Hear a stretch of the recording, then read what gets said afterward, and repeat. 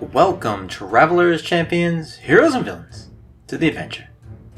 When last we left off, Jahlad had located Gashur's brother Malithor. Upon being freed from his bonds, Malithor attacked Gashur, only for everything to come to a standstill when the mutant conjoined kobold died, only for its heads, to shatter open, revealing a brain with legs. It was an Intellect Devourer. Well, two of them actually. The mood in the room instantly changed as the three Dragonborn looked at the new free-roaming brains. What? Jahlad was the first to break the silence. One of the brains turned towards Malithor and Gashur before leaping at them. Gashur was able to maneuver out of the way of the creature. However, his brother, being injured and held captive, was much more sluggish, getting pounced on by the brain monster. The Intellect Devourer clawed at Malithor, who did his best to avoid the attacks, but soon stopped resisting. The other animate brain appeared to be attacking Malithor with some sort of psychic assault, rendering him catatonic. Gashur and Jahlad attacked back at the monsters, but didn't seem to be causing enough damage to the creatures to stop their attacks. The initial creature that was clawing at Malithor pulsated for a moment, as if peering deep into the Dragonborn's mind, and it leapt a final time at Malithor's face. Jahlad reached forward with one of his short swords, swinging at the monster in an attempt to stop the creature from attacking. However, the ranger was used to fighting beasts and monsters of the forest far more often than whatever this creature was. The brain contorted over Jahlad's blade and pressed itself into Malithor's face, and oddly enough, disappeared. Gashur and Jahlad exchanged glances with one another for a moment, wondering what had happened. Before they could get a word out to each other, Malithor opened his eyes, seemingly focused on Gashur. "Brother?" Gashur questioned. Malithor tilted his head slightly, his mouth curling into a twisted smile. Malithor opened his mouth and spit out a gout of fire. Gashur was singed, but luckily resistant to that type of damage, being a red dragonborn. Jahlad reached for his bow again and finally managed to score a direct shot at the remaining brain creature. The arrow pierced the brain, leaving it impaled on the ground where it finally stopped moving. The more pressing issue now was Malithor. Jahlad took a step towards the gold dragonborn, Malithor, before questioning Gashur. "What do you want to do about this?" "We must slow him down." Jahlad and Gashur both took swings at Malithor, Gashur with his mace, and Jahlad with his dual short swords. Malithor stood there, grinning maniacally through the pain he had to be enduring. "What madness has taken you, brother?" Malithor moved stiffly in the direction of Gashur, his muscles locking out with each movement, exaggerating his already unnerving actions. "The Master calls." Malithor swung his fist into Gashur's chest, causing minimal physical damage, but possibly more emotional damage to his brother. "Brother, please." Jahlad slid in behind Malithor, slashing at the back of his legs. The Dragonborn fell down, finally reaching the point of unconsciousness. However, as Malithor's body hit the ground, the brain creature that jumped on him from earlier manifested in front of the gold Dragonborn's head, rolling across the floor.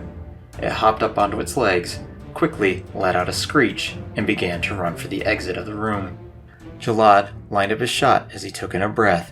Just as the monster was reaching its escape, an arrow ran through the center of it, causing the now lifeless body to tumble across the floor before coming to a stop at the far end of the room. Gashur shook the body of his brother. "Wake up, brother."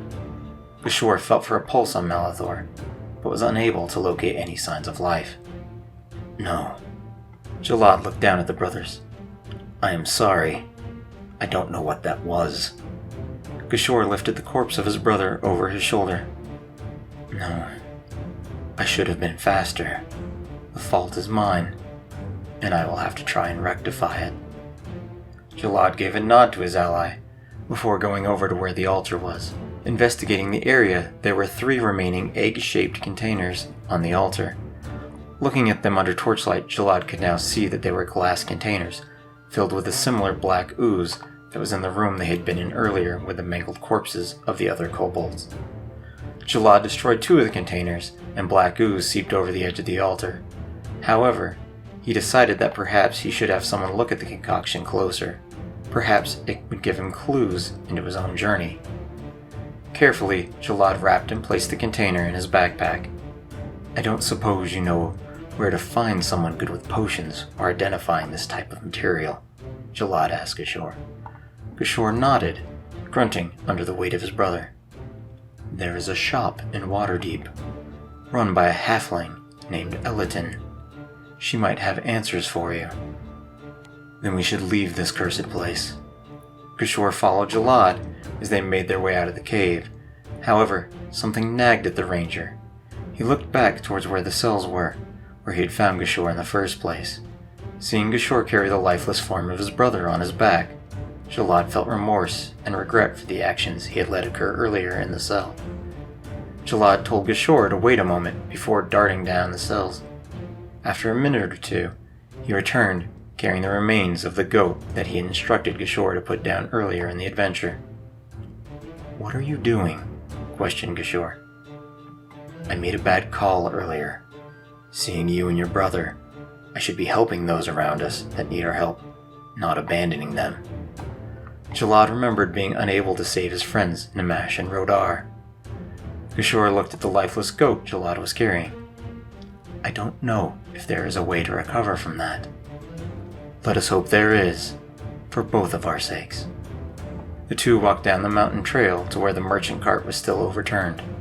Gashur put together a small wagon for the duo to place their burdens on to make the journey back to Waterdeep easier. Gashur chuckled a bit, caught up in the grisly actions that had occurred in their adventure. "It has been quite a day, wouldn't you say?" Jahlad shook his head as he helped build the cart with Gashur. "It has been the start of something, I believe. Hopefully, it will bring the answers I seek." The pair began their long trek back to the city of Waterdeep from the Sword Mountains, carrying the bodies of those they wished to bring back. As they continued on their journey, the goats from the mountains seemed to take a great interest in the choices that would be coming next. But that is where the first session for both me and my player ended. So until next time, I will see you all again in the next adventure.